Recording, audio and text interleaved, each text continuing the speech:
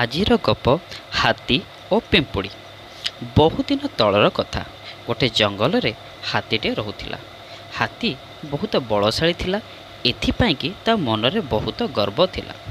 ରାସ୍ତାରେ ଯାଉଥିବା ଆସୁଥିବା ସମସ୍ତ ପଶୁପକ୍ଷୀଙ୍କୁ ସେ ହଇରାଣ କରେ ଏବଂ କହେ, ମୁଁ ଏଠାକାର ରାଜା, ମୁଁ ଯାହାକୁ ପାଇବି ତାକୁ ହଇରାଣ କରିବି। ଏହିପରି ଭାବରେ ଥରେ ସେ ଦେଖିଲା ରାସ୍ତାରେ ଲଡ଼ୁଟିଏ ଚାଲୁଛି। ଏହା ଦେଖି ହାତୀ କହିଲା, ଏଇଟା କ'ଣଟେ, ରାସ୍ତାରେ ଲଡ଼ୁ କେମିତି ଚାଲୁଛି? କିଛି ସମୟ ଗଲା ପରେ ସେ ଦେଖିଲା ଲଡ଼ୁ ତଳେ ଗୋଟେ ପିମ୍ପୁଡ଼ିଟିଏ ଥିଲା।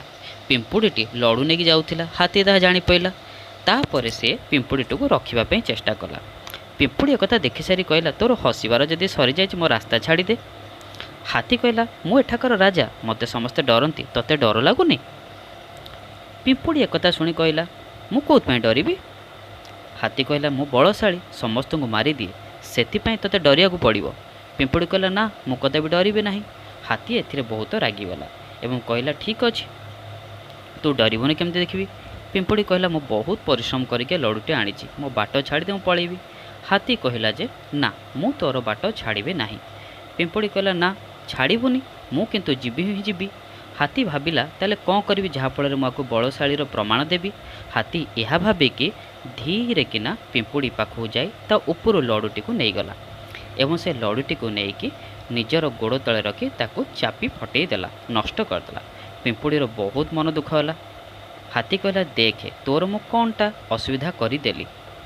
ପିମ୍ପୁଡ଼ି ଏକଥା ଦେଖି ମନ ଦୁଃଖ କଲା। କହିଲା ଯେ, ଦିନସାରା ପରିଶ୍ରମ କରି ଆଣିଥିଲି, ତାକୁ ନଷ୍ଟ କରିଦେଲୁ, ମୁଁ କ'ଣ କରିବି ଏଇନେ? ହାତୀ କହିଲା ଯେ, ମୁଁ ଏଠାକାର ବଳଶାଳୀ, ମୁଁ ଯାହା ପାଇବି ତାହା କରିପାରିବି। ପିମ୍ପୁଡ଼ି କହିଲା ଯେ, ଆଚ୍ଛା, ତୁ ଯାହା ପାଇବୁ ତାହା କରିପାରିବୁ? ହାତୀ କହିଲା, ହଁ, ମୁଁ ସବୁ କିଛି କରିପାରେ, କାହିଁକିନା ମୁଁ ବଳଶାଳୀ, ମୁଁ ତାଠାରୁ ବହୁତ ବଡ଼ ଆଉ ତୁମଠାରୁ ବହୁତ ଛୋଟ। ପିମ୍ପୁଡ଼ି ଏକଥା ଶୁଣିକି କହିଲା, ଠିକ୍ ଅଛି, ହାତୀ ପାଇଁକି ଆଜି ଗୋଟେ ପାଠ ପଢ଼ିବାକୁ ପଡ଼ିବ। ଏହା କହି ପିମ୍ପୁଡ଼ି କ'ଣ କଲା, ହାତୀର ଗୋଡ଼ ଉପରେ ଚଢ଼ିଲା ଏବଂ ହାତୀ ବହୁତ ଚିତ୍କାର କଲା, କିନ୍ତୁ ପିମ୍ପୁଡ଼ି ଶୁଣିଲା ନାହିଁ। ହାତୀର କାନ ଭିତରେ ପିମ୍ପୁଡ଼ି ଯାଇ ପଶିଗଲା।